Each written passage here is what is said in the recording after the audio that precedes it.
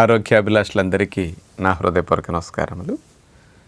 ఈ మధ్య world health organisation వారిచ్చిన లెక్కల ప్రకారం ప్రతి 6 జంటల్లో ఒక జంటకి సంతానలేమి సమస్య ఉన్నది అని తేలిందనమాట. వరల్డ్ వైడ్ లెక్క ఇది.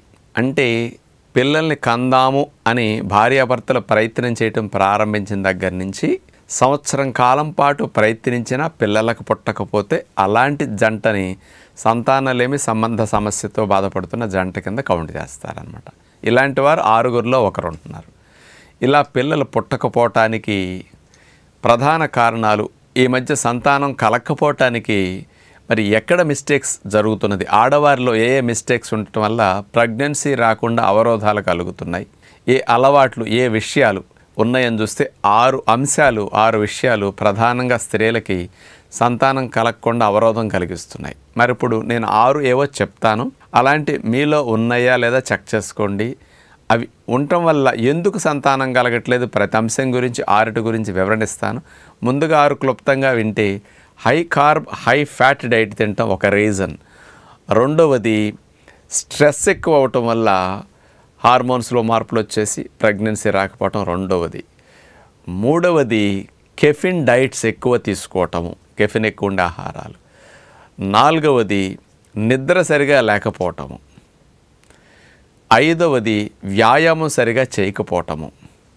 ఆరవది సిగరెట్ ఆల్కహాల్ తాగే అలవాటు ఉండేవారిలో కూడా ప్రెగ్నెన్సీ రేట్ తగ్గిపోతున్నది అనమాట. ఇలాంటి 6 ఏ కారణాల వల్ల ఎక్కడెక్కడ డ్యామేజ్ చేస్తున్నాయి ఇది మీకు తెలిస్తే, ఒక సిగరెట్ ఆల్కహాల్ అనేది ఎక్కువ మంది పర్సంటేజ్ ఉండకపోవచ్చు, మిగతా 5 ఉంటాయి కదా. ఇలాంటి వాటి వల్ల గర్భధారణ ఎందుకు డిలే అవుతున్నది, మనం ఏం మార్చుకోవాలనే విషయానికి వస్తే, మొట్టమొదటిది high carb high fat diet. ఎప్పుడైతే హై కార్బ్ డైట్ తీసుకుంటామో హై ఫ్యాట్ డైట్ తీసుకుంటామో వీటి వల్ల ఒబిసిటీ పెరిగిపోతుంటుంది. అందుకని అసలు చాలామందికి 28-30 వస్తే కానీ పెళ్ళి అవ్వటం లేదు. పెళ్ళైన తర్వాత కూడా ఒబిసిటీ వల్ల ప్రెగ్నెన్సీ వెంటనే రావట్లేదు. ఈలోపు 35 దాటిపోతున్నది ఏజ్ చూస్తే. ఇక డాక్టర్స్ కూడా ప్రెగ్నెన్సీ వచ్చే రేట్ బాగా తగ్గిపోతుంది, ఏజ్ పెరుగుతున్నది కదా అంటుంటారు. ఇంకా స్ట్రెస్ పెరుగుతుంది. ఇట్లాంటివన్నీ కారణాలు. కానీ ఈ హై ఫ్యాట్ డైట్ వల్ల ఈస్ట్రోజన్ హార్మోన్లో ఫ్లక్చుయేషన్స్ వచ్చేస్తాయి. ఈస్ట్రోజన్ హార్మోన్లో ఫ్లక్చుయేషన్స్ వచ్చేసరికి ఎగ్ సరిగా తయారు కాదు. అట్లాగే ఈ high fat high carb diets ఎక్కువ తినేవారికి ఇన్సులిన్ రెసిస్టెన్స్ వస్తుందన్నమాట. ఇన్సులిన్ రెసిస్టెన్స్ వస్తే మరి నష్టం ఏంటంటే, ఇన్సులిన్ చెప్పిన మాట కణాలు వినవు, రక్తంలో చక్కెర స్థాయిలు పెరుగుతుంటాయి. వీటి వల్లే ఓవరీస్లో బుడగలు ఇవన్నీ ఎక్కువ వస్తున్నాయి కదా. ఆ ఇన్సులిన్ రెసిస్టెన్స్కి ఫ్యాట్ అండ్ కార్బ్స్ ఎక్కువ తినటం రీజన్ అనమాట. ఈ ఒబిసిటీ వల్ల ఎగ్ మెచ్యూరిటీ సరిగా అవ్వదు. ఒకవేళ అయినా కానీ ఆ ఎగ్ వచ్చి యూట్రస్లో సరిగా ఇంప్లాంట్ అవ్వదు అనమాట. ఇలాంటివన్నీ high fat high carb diet తినటం వల్ల వచ్చే సమస్యలు. అంటే ఎక్కువ పిండి పదార్థాలంటే రైస్ ఎక్కువ తింటాము, ఇడ్లీ ఉప్మాలు ఇట్లాంటివి, బ్రెడ్ కానీ కార్బోహైడ్రేట్స్ ఎక్కువ తయారు చేసిన పదార్థాలు ఇవన్నీ త్వరగా కొవ్వుగా మారిపోతాయి, ఎక్కువ ఇన్ఫ్లమేషన్ కలిగిస్తాయి. అలాగే హై ఫ్యాట్ డైట్ అంటే ఆయిల్, నెయ్యి, డాల్డా ఇలా కొవ్వు ఎక్కువ ఉన్న ఆహారాలు ఇవన్నీ కూడా ఈ రోజుల్లో ఒబిసిటీకి దారితీసి దాని ద్వారా ఇట్లాంటి సమస్యలకు ప్రెగ్నెన్సీ రాకుండా అవరోధం కలిగిస్తున్నాయి. ఇక రెండవ చూస్తే కెఫిన్ ఎక్కువ ఉండే ఆహారాలు. అంటే కాఫీలు కొద్దిమందే తాగుతారు కానీ యూత్ ఎప్పుడు కూడా డార్క్ చాక్లెట్స్, కూల్ డ్రింక్స్ ఇట్లా కెఫిన్ ఎక్కువ ఉండే పదార్థాలు, రకరకాల డ్రింక్స్ ఇట్లాంటివి మార్కెట్లో కొన్ని తాగుతుంటారు కదా. కొన్ని రకాల బేకరీ ప్రొడక్ట్స్ ఇవన్నీ కూడా చాక్లెట్స్ ఇవన్నీ కెఫిన్ ఎక్కువ ఉంటాయి అన్నమాట. ఈ కెఫిన్ ఎక్కువ ఉంటే ఏమవుతుందంటే, ఓవరీలో రిలీజ్ అయిన ఎగ్ ట్యూబ్లోకి వెళ్ళాలి. ట్యూబ్లోనే ఫలదీకరణం చెందాక గర్భం వచ్చాక ఆ ఎగ్ వచ్చి మళ్ళీ యూట్రస్కి రావాలి. ఆ ట్యూబ్లో స్మూత్ మజిల్ డ్యామేజ్ అయిపోతుంది.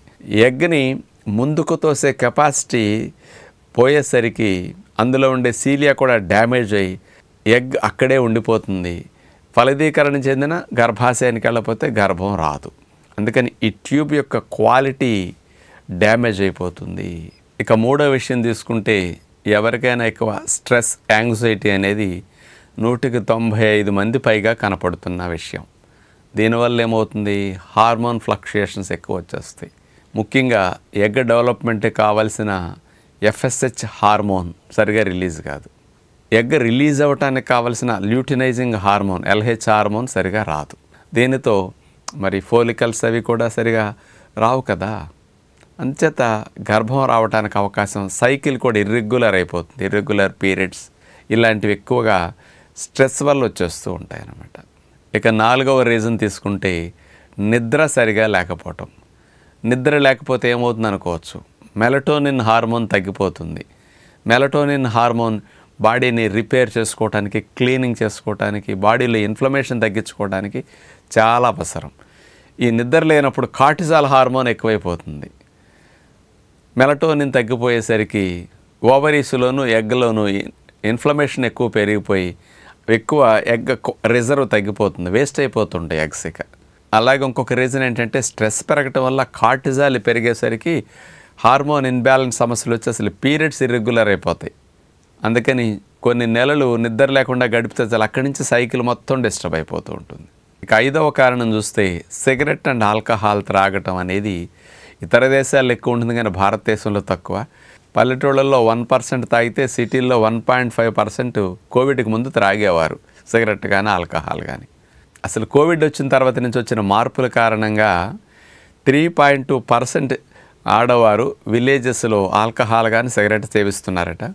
ఇక సిటీస్లో ఆడవారైతే 7.5% సిగరెట్ కానీ ఆల్కహాల్ తీసుకునేవారు పెరిగిపోయారు. అంటే ఇండియాలో సిగరెట్లు తక్కువ కానీ ఆల్కహాల్ తీసుకునేవారు ఎక్కువైపోయారు ఆడవాళ్ళు. ఇక ఇవేం చేస్తాయి, ఎగ్ రిజర్వ్ని తగ్గించేసేస్తుంటాయి. అట్లాగే ఆ ఫెలోపియన్ ట్యూబ్స్ యొక్క ఆరోగ్యాన్ని, స్మూత్నెస్ని పోగొట్టేస్తాయి. ఎగ్ ట్యూబ్లోకి వచ్చిన ముందుకు జరగటానికి లేకుండా ట్యూబు గట్టిపట్టడం, ముడుచుకోవటం జరిగిందనుకోండి, గర్భం రాదు. వచ్చినా కూడా గర్భాశయంలోకి చేరదు ఫలదీకరణ చెందిన ఎగ్. అంచేత ఆల్కహాల్ ఎక్కువ ఎఫెక్ట్ చేస్తుంది. అందుకని ఇతర దేశాల్లో ఎక్కువ సంతానం కలగపోవటానికి కూడా ఈ అలవాటు ఎక్కువ కారణం అవుతున్నది. ఇక 6వ కారణం తీస్తే అసలు వ్యాయామం చేయకుండా సెడెంటరీగా కూర్చోవటం అనేది ఎగ్ తయారీలోనే, దాని డిఎన్ఏలోనే డ్యామేజ్ అయ్యేటట్టు.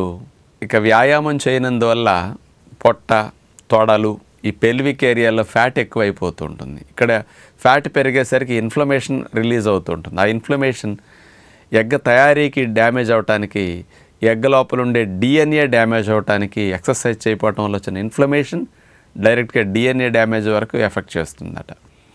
ఇలాంటి 6 విషయాలు స్త్రీలకు సంతానం కలగకుండా సంవత్సరాలు గడవటానికి, పోస్ట్పోన్ అవటానికి ప్రధాన కారణాలుగా ఉన్నాయని 2024వ సంవత్సరంలో అనేక పరిశోధన పత్రాలు ఇట్లాంటి పిల్లలు పుట్టకపోవటానికి స్త్రీలకు 6 కారణాలన్నీ ప్రూవ్ చేసిన వాటిని బహ్రా యూనివర్సిటీ హిమాచల్ ప్రదేశ్ వారు ఈ 6 విషయాల్ని మనకు పరిశోధనా పత్రం ద్వారా అందించడం జరిగింది.